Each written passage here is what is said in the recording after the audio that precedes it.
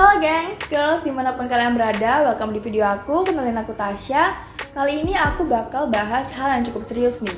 Aku bakal kasih info yang mungkin bisa bantu kalian ke depannya dan bikin kalian lebih aware di tengah dunia yang serba teknologi. Makin aku gede, makin aku merasakan ketidaknyamanan yang aku dapetin cuma karena aku perempuan. Mungkin kalian pernah nemuin hal-hal kayak misal ada perempuan lewat nih, terus dikomentarin, bentuk tubuhnya dijadiin pembicaraan. Is that okay? It is not. Hal yang barusan aku bicarain, yang barusan aku singgung itu, walaupun sedihnya rasanya udah umum, sering terjadi dan bahkan udah banyak dinormalisasi, itu udah termasuk ke kekerasan berbasis gender. Nah, udah mulai kebaca nih ya, kita bakal mengarah kemana. Nah, mungkin biar kita satu pandangan dulu nih, aku bakal nyamain pemahaman kita soal kekerasan berbasis gender. Kekerasan berbasis gender ini adalah kekerasan yang berdasarkan atas gender dan seksual.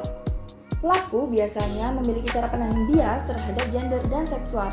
Misalnya dia merasa gendernya dia lebih kuat, lebih tinggi, atau lebih superior dari pihak yang lain. Nah, sayangnya kekerasan berbasis gender ini juga punya versi lain nih. Dengan difasilitasi oleh teknologi, kekerasan berbasis gender juga dapat terjadi secara online.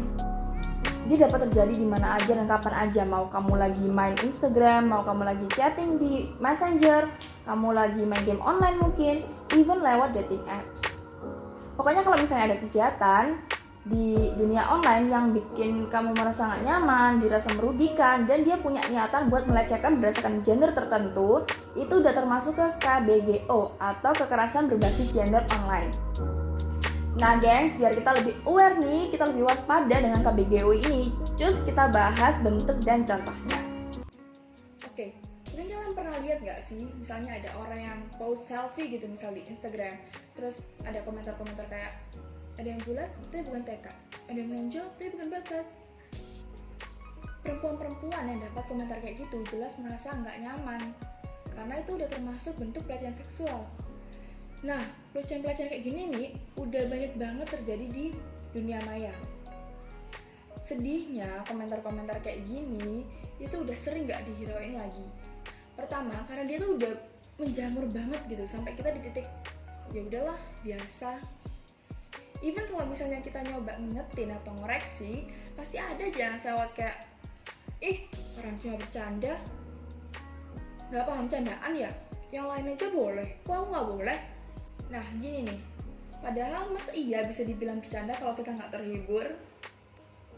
Nah kalau misalnya kamu masih suka bercanda kayak gitu, mending bisa stop dari sekarang, karena itu nggak baik gitu, itu termasuk pelecehan. Dan banyak banget candaan yang lucu tanpa harus bermaksud melecehkan. Kejadian online harassment kayak gini itu bisa terjadi ke siapa aja.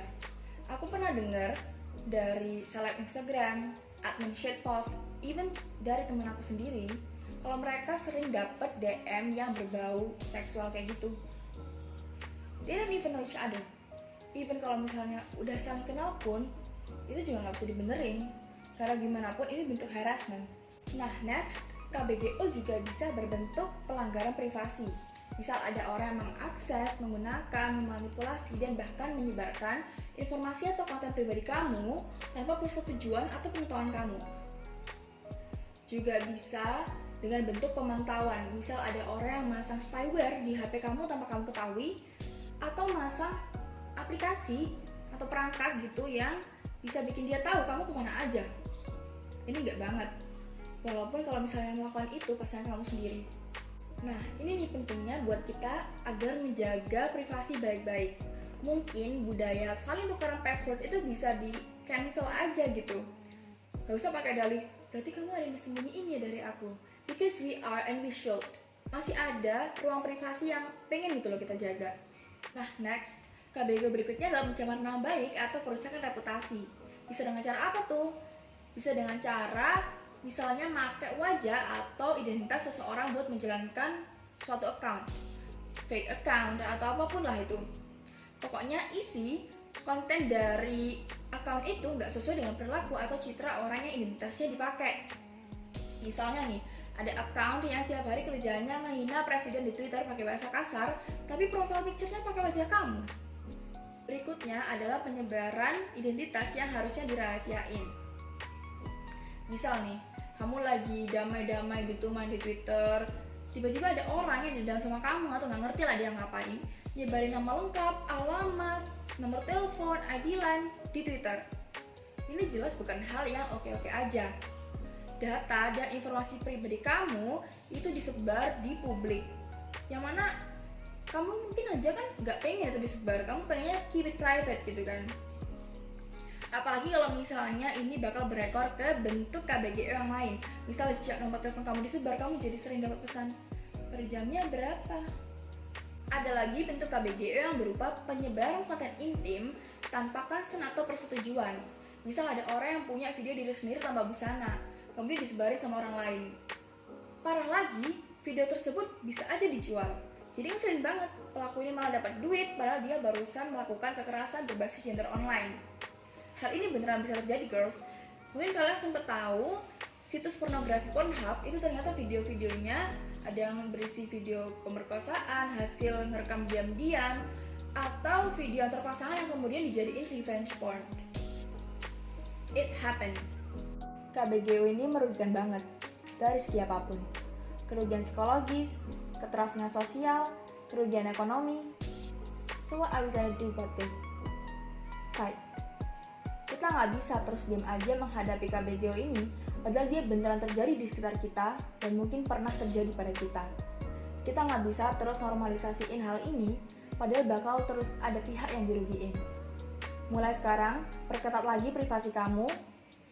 Jangan taruh terlalu banyak informasi di sosial media. Jangan bagiin lokasi real time kamu di sosmed. Nah sekarang, kalau misalnya jadi korban, apa yang bisa kamu lakuin? Pertama, dokumentasiin apa yang lagi terjadi. Dokumentasi secara detail kalau bisa. Ini bakal bantu proses pengusutan ke pihak yang berwenang. Terus kamu juga bisa cari bantuan. Kamu bisa cari individu atau institusi yang terpercaya yang bisa bantu kamu.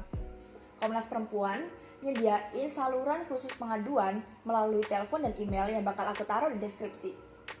Terus sebenarnya ada nih cara yang bisa langsung kamu lakuin gitu. Kamu bisa blog atau report orang yang melakukan kekerasan berbasis gender online ini kepada kamu. Girls, yuk mulai sekarang lebih hati-hati lagi, perketat privasi kamu, kenali kekerasan berbasis gender online dan lawan. Fight, jangan takut, kamu gak salah. We're in this together. Toodles!